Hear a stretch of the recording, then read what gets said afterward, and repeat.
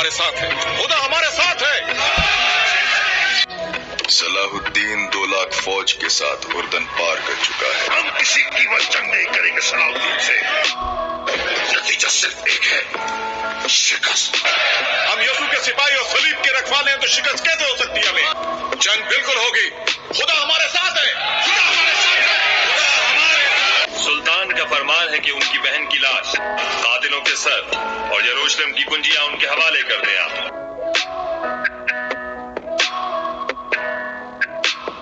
हम मुसलमानों की मौत है।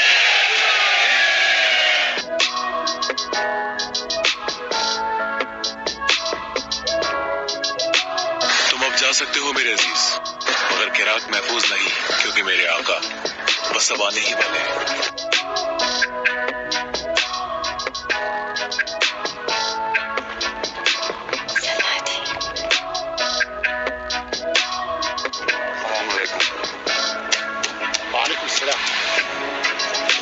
कसम है इस शहर को लेने की हसरत ही तुम्हारी आखिरी हसरत होगी। आपको शायद याद नहीं, मेरा नाम सलाहुद्दीन। आपके लिए क्या है यरूशलेम? सब कुछ।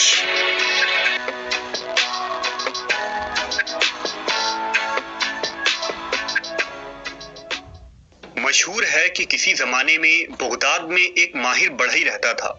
उम्र के आखिरी हिस्से में उसने एक खूबसूरत मिंबर बनाया। जो भी इस मिंबर को देखता उसकी खूबसूरती को देखते हुए दांतों में उंगलियां दबा लेता और फिर उस मिंबर की शोहरत फैलने लगी।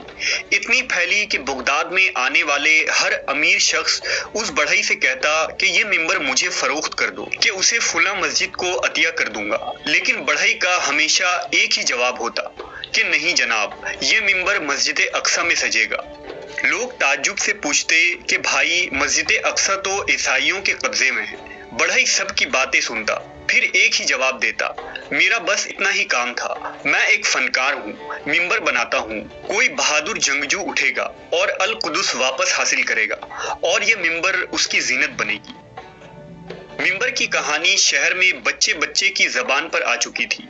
फिर ये कहानी एक 7-8 साल के बच्चे ने सुनी, मगर वो मिंबर की खूबसूरती से ज्यादा उसके बनाने वाले के जज्बे से मुतासिर हुआ और फिर 40 बरस बाद वो मिंबर उसी बहादुर के हाथों से मस्जिद अक्सा में नस्ब किया गया, जिसे लोग आज सलाहुद्दीन अय्यूबी के नाम से जानते हैं।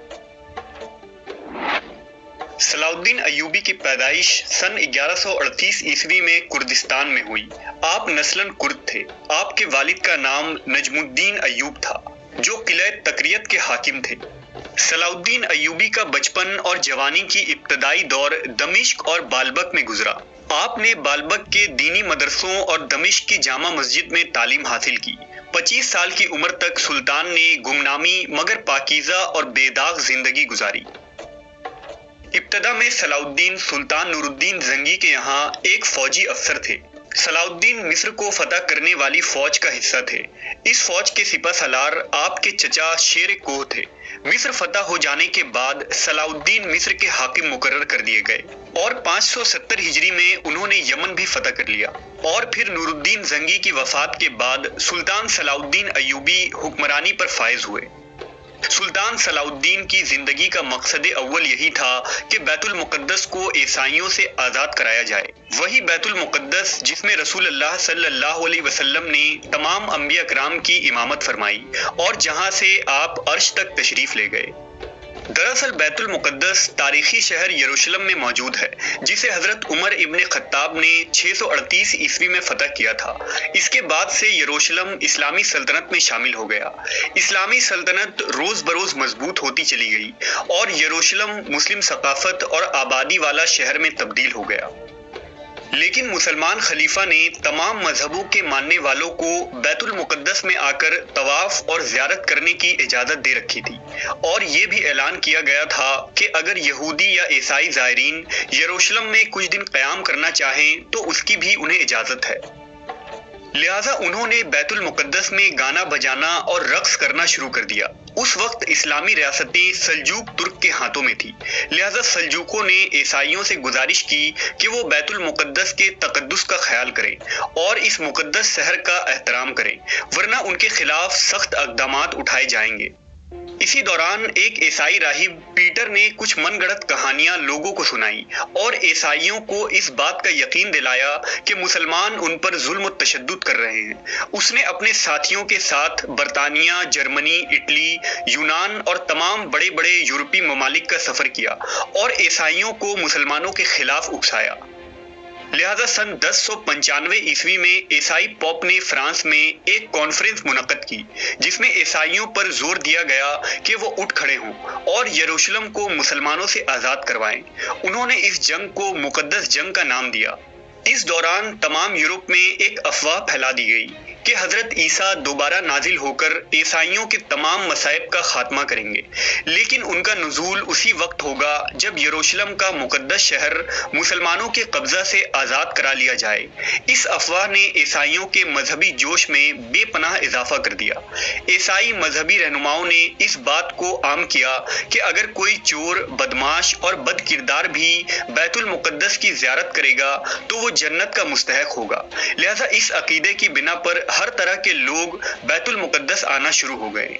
इस जंग में 10 लाख सलीबियों ने हिस्सा लिया। लिहाजा ईसाई फौज जत्थों की शक्ल में यरूशलेम की तरफ बढ़ने लगी। ये लोग जिन रियासतों से भी गुजरते, मजीद ईसाई कबीले के लोग उनसे आ मिलते और इस तरह उनकी तादाद बढ़ती चली गई। तकरीबन पूरा यूरोप हथियारों से लेस जोश और खरोश के साथ यरूशलेम की तरफ बढ़ रहा था। जब ये लोग यरूशलेम पहुंचे तो सल्जूक फौज से उनका सामना हुआ, लेकिन 40 दिनों के बाद सल्जूकों ने हथियार डाल दिए। ईसाई हमला आवर यरूशलेम में दाखिल हो गए और मुसलमानों के खून से होली खेली गई। तारीखी किताबों के मुताबिक यरूशलेम की गलियां टखनों तक खून में डूबी थी। पूरे शहर में मुसलमानों की लाशें बिखरी थी। बर्बरियत का ये आलम था कि मुसलमानों को उनके घरों के छतों से नीचे फेंक दिया जाता और उन्हें जिंदा जला दिया जाता था। तारीख में ऐसी जुल्म और बर्बरियत कहीं देखने को नहीं मिलती। मस्जिद मुसलमानों के खून और कटी हुई अज़ा से भरी हुई थी। 8 दिनों के उस मुहासरे में तकरीबन 60,000 मुसलमान कत्ल किए गए। शहर को फतह करने के बाद ईसाइयों ने पॉप को ये खबर सुनाई कि हमने शहर फतह कर लिया है और हमने मुसलमानों का ऐसा खून बहाया है कि जब हम हजरत सुलेमान की इबादत गाह में दाखिल हुए तो हमारे पांव मुसलमानों के खून में धंसे हुए थे। यरूशलेम पर ईसाइयों के कब्जे के बाद पूरी मुस्लिम दुनिया परेशान थी, लेकिन खलीफा इतना कमजोर था कि कुछ न कर सकता था। जल्द ही यरूशलेम पर कब्जा करने वाले ईसाई फौज को पूरे यूरोप का सहारा मिल गया और उन्होंने फलस्तीन, शाम और उर्दून के इलाकों पर भी कब्जा कर लिया, जहां बेदरीग मुसलमानों का कत्ले आम हुआ, औरतों की असमत दरी की गई और तराबलस में मुसलमानों की उस अजीम लाइब्रेरी को जला दिया गया जहां फलसफा और साइंस के मौज़ूआत पर तकरीबन 19 लाख किताबें मौजूद थीं। लेकिन हर उरूज को एक दिन ज़वाल है, लिहाजा हालात ने उस वक्त करवट ली जब सुल्तान सलाउद्दीन अय्यूबी मिस्र के हाकिम बने। सन 1186 ईस्वी में ईसाइयों के एक फौजी जत्थे ने रेजनॉल्ड की रहनुमाई में मदीना पर कब्जे के गर्ज से हिजाज मुकद्दस पर हमला कर दिया। लिहाजा सलाउद्दीन एक लश्कर लेकर फौरन रेजनॉल्ड के ताकुब में निकला और हत्तीन के मकाम पर दोनों आमने सामने हो गए। लिहाजा 1187 ईस्वी को हत्तीन के इस मकाम पर तारीख की एक खौफनाक जंग लड़ी गई, जिसमें सुल्तान ने दुश्मन के लश्कर पर ऐसा आतिशगीर मादा डलवाया कि जमीन पर आग भड़क उठी। नतीजा ये हुआ कि 30,000 ईसाई हलाक हुए और इतने ही कैदी बना लिए गए। रेजनॉल्ड गिरफ्तार हुआ और सुल्तान ने अपने हाथ से उसका सर कलम किया।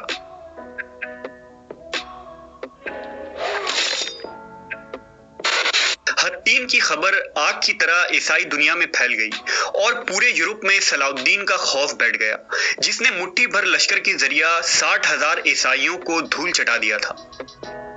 हत्तीन की फतह के बाद सुल्तान ने बैतुल मुकद्दस की तरफ रुख किया और एक हफ्तों तक खूनरेज जंग के बाद ईसाइयों ने हथियार डाल दिए।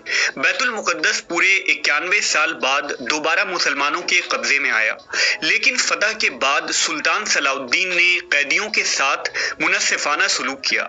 आपने हर किस्म की लूट मार से लोगों को मना किया, कत्ले आम को रोका, शहर में मौजूद तमाम ईसाइयों को माफी दे दी।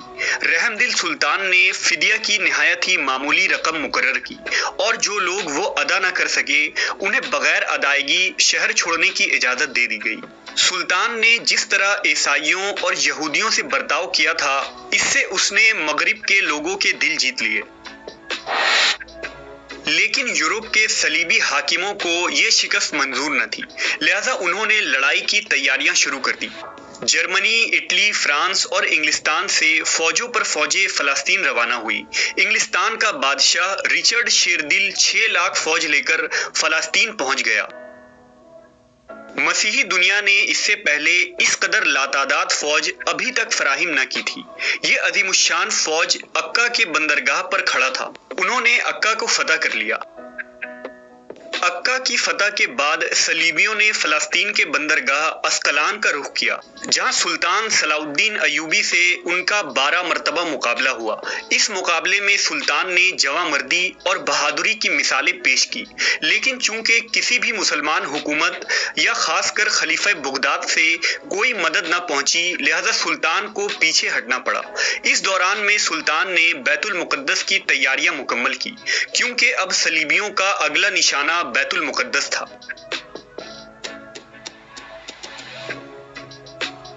1190 ईस्वी में तीसरी सलीबी जंग का आगाज हुआ, जिसमें सुल्तान की मुख्तसर सी लश्कर ने यूरोप के अजीम फौज का बड़ी जुर्रतमंदी से मुकाबला किया।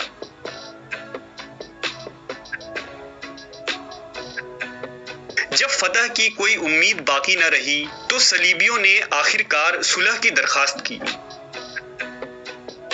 मवर्रखीन ने लिखा है कि जंग के दौरान बादशाह रिचर्ड शेरदिल और सुल्तान सलाउद्दीन का आमना सामना हुआ तो सुल्तान के एक ही वार से रिचर्ड का घोड़ा गिर पड़ा और वो मर गया। रिचर्ड बेबसी की हालत में खड़ा था। सुल्तान चाहता तो एक ही वार में उसका काम तमाम कर सकता था, लेकिन ये सुल्तान की आला ज़र्फी थी कि एक बेबस शख्स पर हाथ उठाना उसे गवारा न किया। उसने अपने सिपाही को हुक्म दिया कि बादशाह के खातिर एक घोड़ा लाया जाए ताकि वो घोड़े पर बैठकर मुकाबला करे। सुल्तान की इस फयाजी और रहमदिली से रिचर्ड इतना मुतासिर हुआ कि उसने लड़ने से ही इनकार कर दिया। लिहाजा रिचर्ड और सलाउद्दीन के दरमियान मुआहदा तय पाया, जिसके मुताबिक बैतुल मुकद्दस मुसलमानों के कब्जे में रहा। अरसूफ और अक्का का शहर सलीबियों को दे दिया गया और तमाम मज़ाहिब के ज़ायरीन को यरूशलेम आने की इजाज़त मिली। सुल्तान ने न सिर्फ ये कि उन ज़ायरीन को हर किस्म की आज़ादी दी, बल्कि अपनी जानिब से लाखों ज़ायरीन की दावत, आसाइश और राहत के इंतज़ामात किए। सुल्तान का गैर मुस्लिमों से सलूक ऐन इस्लामी तालीमात के मुताबिक था और ये इस बात का सबूत है कि इस्लामी हुकूमत में गैर मुस्लिमों के हुकूक भी उसी तरह महफूज हुए हैं जिस तरह मुसलमानों के। अपनी तमाम तर फतूहात और सल्तनत के बावजूद सलाउद्दीन ने इंतहाई सादगी और फक्र की जिंदगी गुजारी।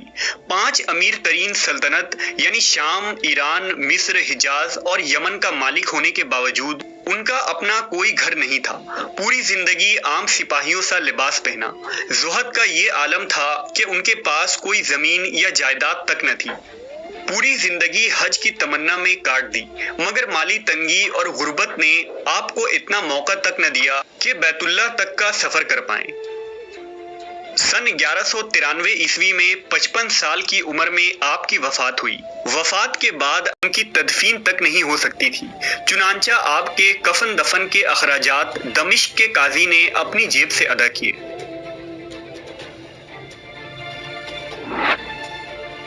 आज वही सरजमीन शाम और सरजमीन कुदुस जहां पर मुसलमानों पर मजालिम के पहाड़ तोड़े जा रहे हैं, ये सरजमीन आज फिर से इधर उधर नजर दौड़ाकर किसी सलाउद्दीन अयूबी का इंतजार कर रही है। तमाम उम्मीदों के बावजूद भी किसी सुल्तान की आमद दिखाई नहीं देती।